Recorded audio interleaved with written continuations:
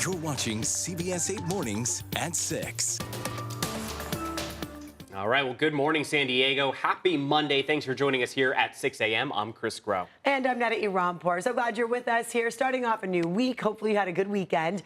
Meteorologist Evan Irani is joining us here to talk about the forecast. I love how fall has already begun, Evan. Yeah, I mean, it's going to feel like summer a bit for today and tomorrow, but by the time we get to the end of the week, we'll feel a little bit more. You might remember last week was when we were feeling like fall pretty much day after day. Now, as the weekend has progressed and we start off Monday, we are warm. It's feeling like summer. Temperatures are in the upper 80s and low 90s out there across our valleys. Mountains are going for the mid-90s, 105 out there for the desert, so back in the triple digits. Coastline is going to continue to be the place, as we say every summer, for the relief in the mid and upper 70s. A little bit of fog this a.m. Back to you. All right, thank you so much, Evan. Governor Gavin Newsom signed several new laws over the weekend. Yeah, this morning we're highlighting 3, including a plastic grocery bag ban. And CBS 8's Regina Rita live downtown with more details breaking it down. Regina, take it away.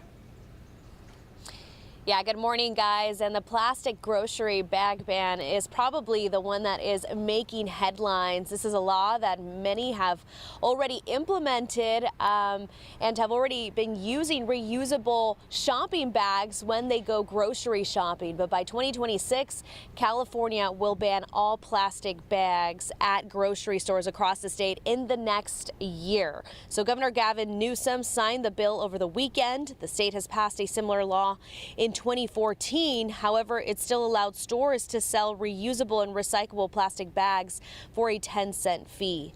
Lawmakers say surveys show that people rarely reused or recycled, but under this new law, customers will only have the option to buy paper bags instead. The state is also opening doors for more ADUs in the state. Another new law aims to streamline the process of building ADUs by approving faster permits. The number of ADUs allowed to be built on properties with apartments, condos, or townhouses with just a permit is expected to quadruple. The law takes effect January 1st.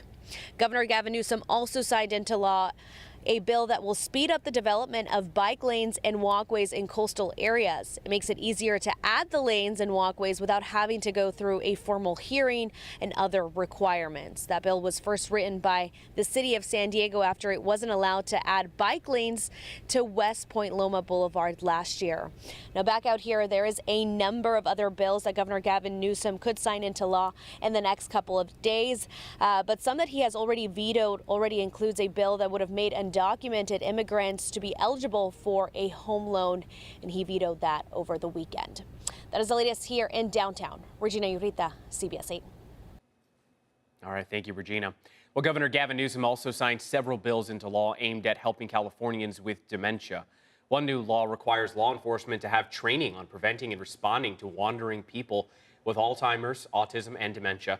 Another bill requires healthcare professionals that care for the elderly have at least 25% of their practice take continuing education in geriatrics and dementia care. The governor's office says in 2030, 1 in 4 Californians will be over the age of 60. And right now, the FBI is warning about a rise in so-called sextortion scams that are targeting kids. CBS 8's Richard Allen with details on how these scams work, how harmful they can be, and how to protect yourself and your loved ones. That's right. Sextortion can often begin when a teen believes they're communicating online with somebody their own age who's perhaps interested in a relationship, when in reality they're communicating with a predator who's out to exploit them. It hurts me so bad as a mom to think about what he went through in the last hours. 17-year-old Jordan DeMay took his own life after falling victim to a so-called sextortion operation carried out by these scam artists who were later convicted of sexually exploiting a minor. They solicited and received a compromising image, and then they immediately turned to blackmail their victims. They targeted DeMay by posing online as a high school girl named Danny, convincing the teen to send explicit photos of himself, then threatening to send those images to his friends and family if he didn't pay $1,000. DeMay then took his own life. This is a serious threat that is only getting worse. We know that the time from initial contact to Jordan's passing was a mere 2 hours. It can spiral extremely quickly. Wendy Waddell is program manager for Safety Net, part of the San Diego Police Foundation, a program dedicated to kids' online safety. She says between 2021 and 2023, incidents of online enticement increased by 323%, which is often the first step in sextortion scams. It can be either using an image or a video to get more of that content from the child, or it could also be money, just like regular extortion is. To protect themselves, she says it's critical for young people to differentiate between the online world and the real world. One of the most important things I tell them is don't befriend anybody online that you have never met in person. And while this can be an uncomfortable topic, it is crucial for parents to be a safe place for their kids to come to. If you can be open and sensitive and understanding about topics like this and make yourself an approachable parent, your children are much more likely to want to share information with you about these difficult topics. Richard Allen, CBS 8.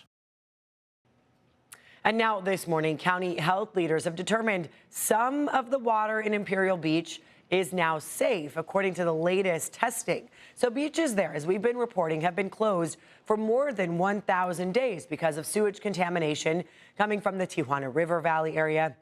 San Diego County Department of Environmental Health and Quality sent out a new report over the weekend. So that agency says the water from Cortez Avenue to the end of Seacoast Drive now meets state health standards, and they lifted the water contact closure. Padres, they're great. You see all the people out there cheering them on. This morning, the Padres just have to win one more game before they can qualify for the playoffs. They're playing the Dodgers. That should be easy, right? Right. Now Don't poke the bear. The Padres defeated the White Sox yesterday. Fans are now hopeful they can clinch a spot in the postseason as soon as tomorrow with a win in LA against the Dodgers. We're going to sweep the Dodgers and then the Diamondbacks, and we're going to win the division. And let's go, Padres! I love the positivity. See, he's got the same goals as I do. Yeah, the same goals. Let's hold off until the playoffs before let's keep this in right now. First wildcard games are scheduled to be played on October 1st, but even if the Padres do make the playoffs, we have to wait to see how things are going to shake out to see exactly what day they will play and how, again, where they'll be seated. Yesterday's game was the 56th sellout of the season at Petco Park. The Padres also set a new single-season attendance record of more than 3.3 million people. So fun. I mean, it was Kids Fest yesterday. Yeah. Los Tucanes de Tijuana performed. I saw a lot of people enjoying that. Yeah. Yes. I mean, amazing to see. And we know why. The best ballpark in America. Yeah. Of course you want to be there. Millions of people this season. That's pretty cool to see. Yeah. So, and 56 sellouts? So good. Not only bad. 81 home games. You keep going back. Yeah. I mean, I'm responsible for some of those. It's been a beautiful last couple weeks out there. We've been cruising through very fall-like weather. So temperatures have been cooler than normal by, in some cases, 5, 10, 15 degrees. And that was all while we were still in the midst of the summer season. Now, with the weekend having passed, Sunday was the autumnal equinox, meaning we are officially now in the fall season. But throughout the weekend, we were seeing a gradual temperature warm-up. So that's how we rounded out the end of the week and the weekend. Now that we've seen that temperature warm up, it's all culminating to warmer than normal temperatures for today and tomorrow before we start to see a gradual slide.